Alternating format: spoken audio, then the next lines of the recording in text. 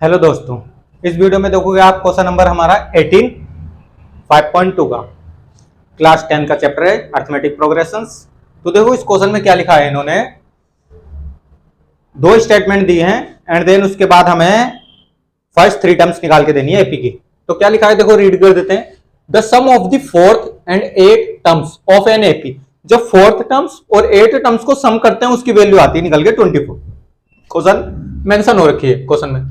फिर sixth term and tenth terms is 44 और six term और 10 टर्म को हम सम करते हैं, ऐड करते हैं तो हमारा आंसर 44 आता है। तो इसकी हेल्प से हमने ए और डी बनाना है।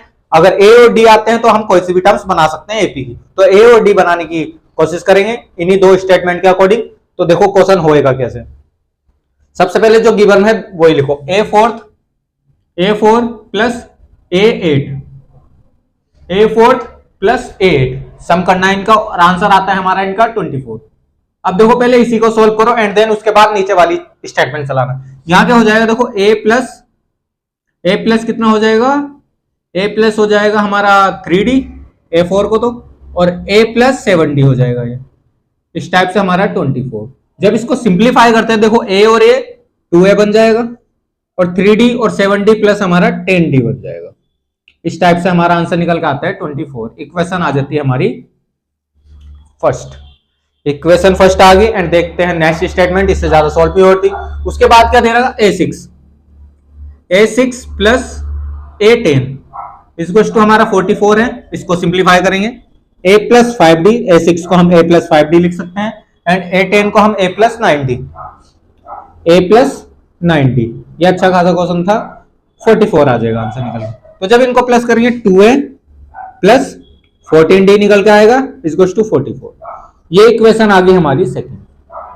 अब तो इन दो इक्वेशन की हेल्प से ये आप समझना लीनियर इक्वेशन है, टू वेरिएबल है हमारे पास ये इक्वेशन। आप इसमें एलिमिनेशन लगाओ, सब्स्टिट्यूशन लगाओ या ग्राफिकल। वैसे तो elimination is a easy method जब दो वेरिएबल का हमें आंसर लाना रहता है। लीनियर इक्वेशन टू वेरिएबल हमारे पास स्टेटमेंट हो, ऐसे देखा first equation and second equation बन गई हमारी।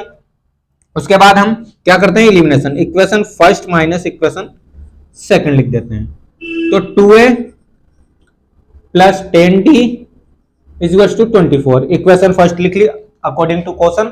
फिर हम लिखेंगे a2 माइनस करेंगे 2a plus 14d is to 44। Minus करेंगे तो सिंबल चेंज होते हैं, आपको भी पता है। कैंसल आउट, 2a से 2a कैंसल। तो यहाँ 10d में से माइनस 14d जाएगा तो हमारा आंसर बचना चाहिए माइनस का 4d। और ऐसे इधर 44 में से 24 माइनस होएगा तो हमारा 20 बचना चाहिए। 24 बचेगा, 4d 20 माइनस का 20 और ये माइनस है, माइनस से माइनस कैंसिल हो जाएगी तो d इज टू 20/4। तो d की वैल्यू आ रही है हमारे पास 5 निकल गया। अब put the value of d in equation, जो आपको ज्यादा इजी लग रही हो इक्वेशन। दो इक्वेशन है, फर्स्ट में ही रख देते हैं इन इक्वेशन फर्स्ट में जब हम पुट करते हैं d की वैल्यू तो 2a, ध्यान से देखना, 2a प्लस 10 इंटू डी क्या है हमारे पास, d है हमारे पास 5 तो इज टू आता है हमारे पास 24। तो 2a इज टू हो जाता है प्लस 50 इज टू 24। तो 2a की वैल्यू आती है हमारे पास 24 माइनस 50। तो जब 50 में से 24 मतलब 24 में से माइनस 50 होगा तो हमारा 2a की वैल्यू निकल के आएगी माइनस का 26। तो a की वैल्यू आ रही है आपके पास माइनस 26/2। माइनस में आ रही, कोई आपको दिक्कत वाली बात नहीं होनी चाहिए। उसी के अकॉर्डिंग हम आंसर चेक करेंगे उस अपने। a की वैल्यू आ रही माइनस 30। अब a और d तो आ चुका है, फर्स्ट थ्री टर्म्स लानी थी तो लिखेंगे लाइन फर्स्ट थ्री टर्म्स। तो a1 तो हो गई हमारी माइनस का 13, a2 लाएंगे, a2 इज होता है a प्लस डी। तो a की वैल्यू हमारी माइनस 13 है और d की हमारी 5 है। तो आंसर आ गया हमारा माइनस का 8। a2 भी आ गया। a3 देखेंगे अपनी, a3 is first three terms बोला था तो निकाल रहे हैं first three terms. a plus 2d होता है फॉर्मूला, a प्लस 2d। तो a की value minus 13 plus 2 multiply 10, 2 multiply 10 थोड़ी ना, 2 मल्टीप्लाई 5, 10 तो आएगा आंसर। तो -13 प्लस 10 तो आता है हमारे पास -3, A3 -3, A2 हमारे पास -8 और A1 हमारे पास -13। जो A है वही A1 हमारा माना जाता है। आंसर चेक कर लेते हैं आंसर शीट में आपके लिए। क्वेश्चन 18 था आपका ये।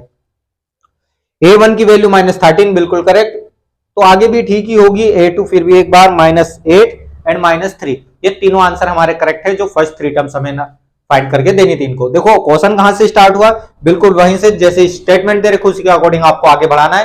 इन्होंने सम दे रखे थे, एपी के दो टर्म्स के सम की वैल्यू दे रखी थी, तो हमने उसी के अकॉर्डिंग आगे बढ़ाया। 2 इक्वेशन आई, दोनों इक्वेशन को सोल्व करा, ए और डी निकल के आया। ए और डी आ गया तो हम एपी की कोई सी भी टर्म्स ला सकते हैं। फिलहाल इस वीडियो में आपके लिए इतना ही रखेंगे, वीडियो को शॉर्ट रखेंगे। बहुत जल्द मिलेंगे नेक्स्ट वीडियो में। धन्यवाद।